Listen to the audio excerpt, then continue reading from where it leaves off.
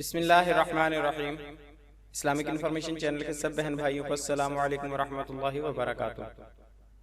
سوال: دوران تلاوت قاری صاحبان پر پیسے نچھاور کرنا کیسا ہے؟ جواب: قرآن مجید میں اللہ تعالیٰ کا ارشاد ہے، اعوذ باللہ من الشیطان الرجیم، بسم اللہ الرحمن الرحیم، وَإِذَا قُرِئَ الْقُرْآنُ فَاسْتَمِعُوا لَهُ وَأَنصِتُوا لَعَلَّكُمْ تُرْحَمُونَ۔ سورۃ الاعراف آیت نمبر 204، سورۃ نمبر 7۔ اور جب قرآن پڑھا جائے تو اسے توجہ سے سنا کرو اور خاموش رہا کرو تاکہ تم پر رحم کیا جائے۔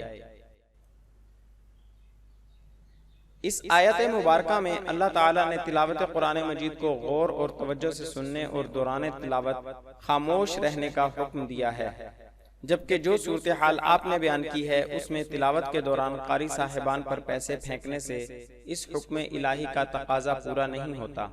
تلاوت کرنے اور سننے والے دونوں فریق اس حکم کی بجا آوری سے محروم رہتے ہیں۔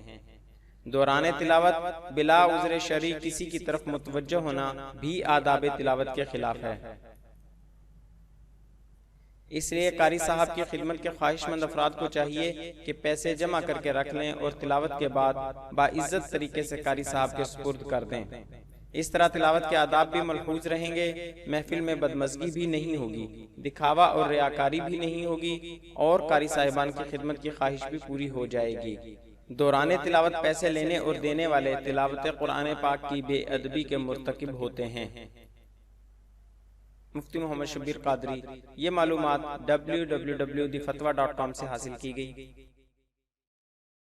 یہ ویب سائٹ دارالفتاء تحریک منہاج القرآن کا آن لائن پروجیکٹ ہے، جس کے ذریعے عوام الناس کو دین کے بارے میں بنیادی معلومات اور روزمرہ زندگی میں پیش آمدہ مسائل کا حل قرآن و سنت کی روشنی میں فراہم کیا جاتا ہے۔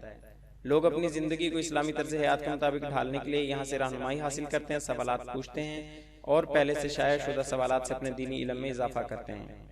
مزید اسلامی معلومات کے لیے ہمارے چینل کو سبسکرائب کریں اور ہماری ویڈیوز کو لائک اور شیئر ضرور کریں۔ شکریہ، جزاک اللہ خیرہ۔